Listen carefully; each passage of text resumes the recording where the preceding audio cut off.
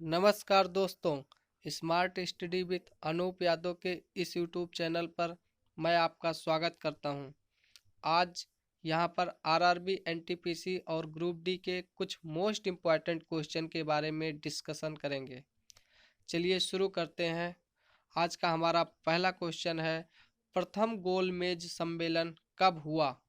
Option number A 12 नवंबर 1930, option number B 5 अप्रैल 1930, option number C 17 नवंबर 1932, ऑप्शन नंबर डी 7 सितंबर 1931। हाँ दोस्तों, इसका आंसर कीजिए आप लोग। अगर वीडियो पसंद आए तो इसे लाइक करना, साथ ही अपने दोस्तों के साथ शेयर भी करना। तो इसका आंसर है ऑप्शन नंबर ए 12 नवंबर 1930। ठीक है। प्रथम गोलमेज सम्मेलन 12 नवंबर 1930 ईस्वी को कहाँ पे हुआ था? इंग्लैंड में। ठीक है। और द्वितीय गोलमेज सम्मेलन 7 सितंबर 1932 ईस्वी को 1931 ईस्वी को सॉरी 7 सितंबर 1931 ईस्वी को ये भी इंग्लैंड में हुआ था। और तीसरा गोलमेज सम्मेलन कहाँ पे हुआ था? ये भी इंग्लैंड में ही हुआ था, 17 नवंबर 1932 ईस्वी को। ठीक है। कांग्रेस की तरफ से महात्मा गांधी ने द्वितीय गोलमेज सम्मेलन में भाग लिया था और डॉक्टर भीमराव अंबेडकर ने तीनों गोलमेज सम्मेलनों में भाग लिया था। ठीक है।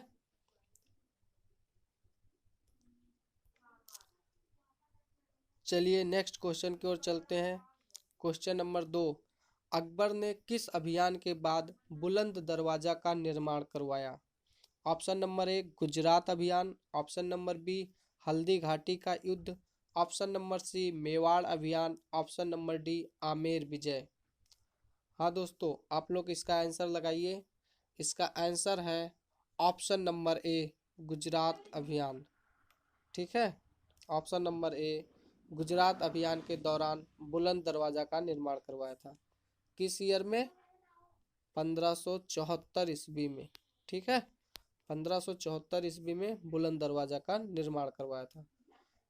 जब ये गुजरात के जो शासक थे मुजफ्फर शाह तृतीय, ठीक है, उन्होंने 1572 ईस्वी में गुजरात में विद्रोह कर दिया था। उस विद्रोह को दबाने के लिए अकबर ने गुजरात गए। ठीक है। उसके बाद वहां से जब वापस लौट के आ रहे थे तो फिर से मुजफ्फर शाह तृतीय ने आंदोलन कर दिया और दोबारा अकबर ने 9 दिन के अंदर ही गुजरात वापस लौट कर गए और वहां पर फिर से विद्रोह को दबाया। और पहली बार अकबर ने समुद्र देखा था और वहां पर सैर भी की थी। ठीक है। वहां से वापस लौटते समय उनको रास्ते में इल्तुतमिश के द्वारा बनाया गया आकार कीन का दरवाजा, ठीक है, उसी से प्रभावित होकर अकबर ने फतेहपुर में बुलंद दरवाजे का निर्माण करवाया था। ठीक है। हल्दी घाटी का युद्ध ये तो पता ही होगा कब हुआ था? 1576 ईस्वी में। और मेवाड़ का युद्ध 1558 ईस्वी में। ठीक है। और आपका बच्चा आमेर विजय, आमेर विजय हुआ था 1562 ईस्वी में। ठीक है। भारमल ने अपनी लड़की की शादी जो है अकबर के साथ किया था। अगर वीडियो हेल्पफुल लगे तो आप इसे लाइक करिएगा, साथ में अपने दोस्तों के साथ शेयर भी कीजिएगा। चलिए नेक्स्ट क्वेश्चन की ओर चलते हैं। क्वेश्चन नंबर 3, तुगलक वंश का संस्थापक कौन है? Option number A Ghiyasuddin Tughlaq, option number B Mohammad bin Tughlaq, option number C Firoz Shah Tughlaq, option number D Sher Shah Suri. हाँ दोस्तों, इसका राइट आंसर है option number A Ghiyasuddin Tughlaq. ठीक है। अगर हम तुगलक वंश या सैयद वंश या लोदी वंश या गुलाम वंश की बात करें तो इन सबको आप लोग एक ट्रिक से याद कर लीजिएगा। गुलाब खिला तोड़कर सूंघ लो, गुलाब खिला तोड़कर, गुलाब खिला तोड़कर सूंघ लो, सूंघ लो। गुलाब गुलाम वंश, कुतुबुद्दीन ऐबक, ठीक है। और खिलजी वंश का संस्थापक कौन था? फिरोज शाह खिलजी। और तुगलक वंश का संस्थापक गयासुद्दीन तुगलक। और सा से सूंग से क्या हो जाएगा? सैयद। सैयद वंश का संस्थापक कौन था? खिरिज खां। और लास्ट में है लो। लो मतलब होता है लोदी वंश। लोदी वंश का संस्थापक कौन था? बहलोल शाह लोदी। तो ये सीरियल क्रम भी याद रख लोगे। गुलाब खिला तोड़कर सूंघ लो, गुलाम, खिलजी, तुगलक, सैयद, लोदी। चलिए नेक्स्ट क्वेश्चन की ओर चलते हैं। क्वेश्चन नंबर 4, हमारे पेट में स्थित पाचक रस में मुख्य रूप से होता है।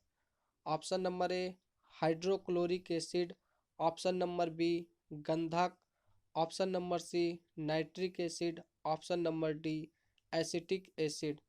हाँ दोस्तों, इसका राइट आंसर है option number A hydrochloric acid, ठीक है। तो हमारे शरीर में पाचक रस में मुख्य रूप से क्या होता है? हाइड्रोक्लोरिक एसिड, ठीक है। चलिए नेक्स्ट क्वेश्चन की ओर चलते हैं। क्वेश्चन नंबर 5, शरीर में तरल पदार्थों के संतुलन को बनाए रखने के साथ साथ हृदय की मांसपेशियों के सही तरीके से काम करने के लिए निम्न में से महत्वपूर्ण है। हाँ दोस्तों, इसका राइट आंसर है ऑप्शन नंबर ए sorry option number D potassium, ठीक है।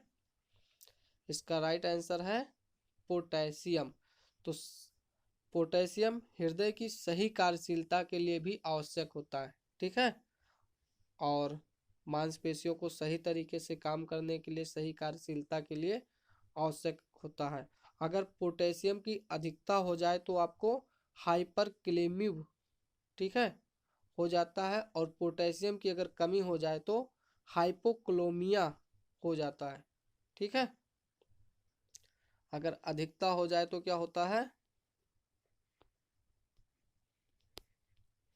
अधिकता से आपको हो जाएगा हाइपरकैलेमिया, हाइपरकैलेमिया।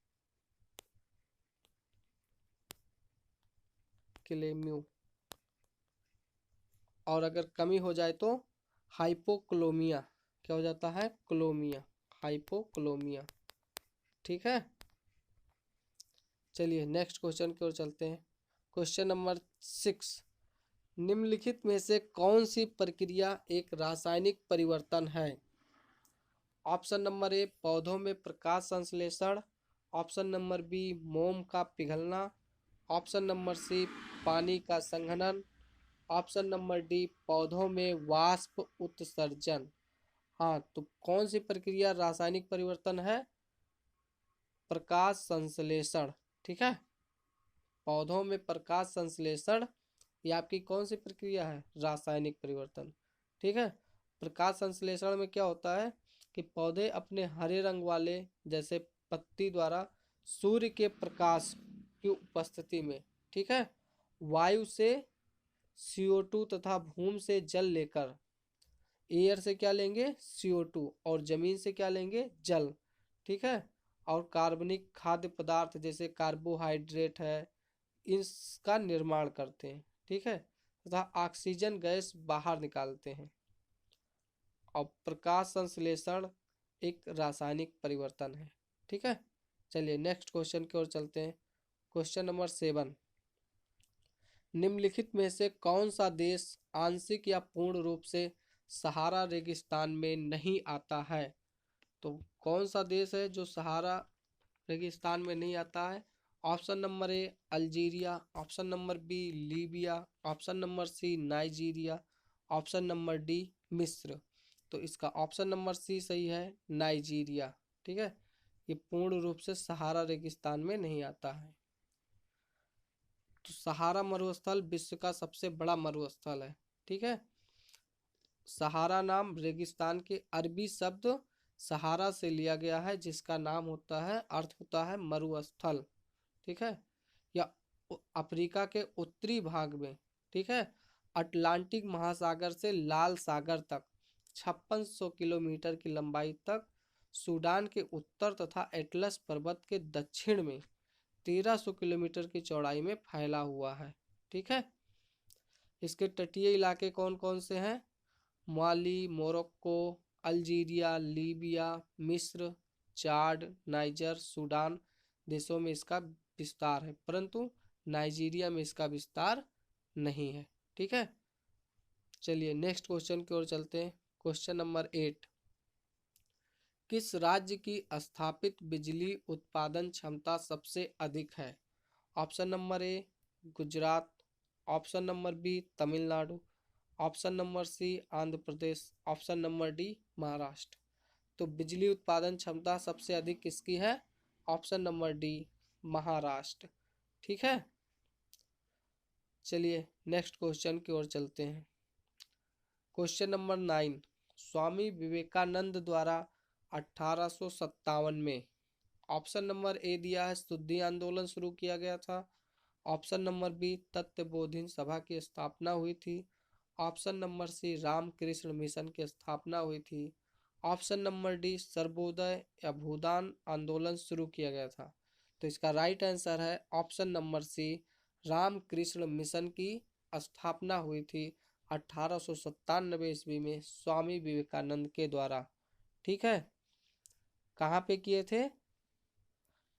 कोलकाता में, बेलूर में। ठीक है। कोलकाता के वेलूर में, कोलकाता के वेल्लूर में इसकी स्थापना हुई थी। ठीक है। चलिए नेक्स्ट क्वेश्चन की ओर चलते हैं। क्वेश्चन नंबर 10, किस रेडियोधर्मी तत्व के विश्व के सबसे बड़े भंडार भारत में पाए जाते हैं? Option number A uranium, option number B radium, option number C plutonium, option number D thorium. तो इसका राइट आंसर है ऑप्शन नंबर डी थोरियम। ठीक है। थोरियम धातु की खोज कब हुई थी? 1828 ईस्वी में। ठीक है। किससे? वर्जिलियस ने थोराइट अयस्क में किया गया था इसका जो है खोज। ठीक है। यद्यपि इसके अनेक अयस्क ज्ञात हो चुके हैं, जैसे मेकेजाइट इसका सबसे महत्वपूर्ण स्रोत है। ठीक है। संसार में थोरियम का सबसे बड़ा भंडार कहाँ पे है? केरल में। ठीक है। और बिहार में भी थोरियम अयस्क की उपस्थिति है। ठीक है। यह एक रेडियोधर्मी पदार्थ है और इसका द्रव्यमान संख्या कितना होता है? 232। ठीक है। भविष्य में विशेषकर भारत में परमाणु ऊर्जा के लिए इसका बहुत उपयोग संभव है। अगर वीडियो पसंद आए तो लाइक करिएगा, कमेंट करिएगा, साथ में अपने दोस्तों के साथ शेयर करिएगा। Thank you for watching.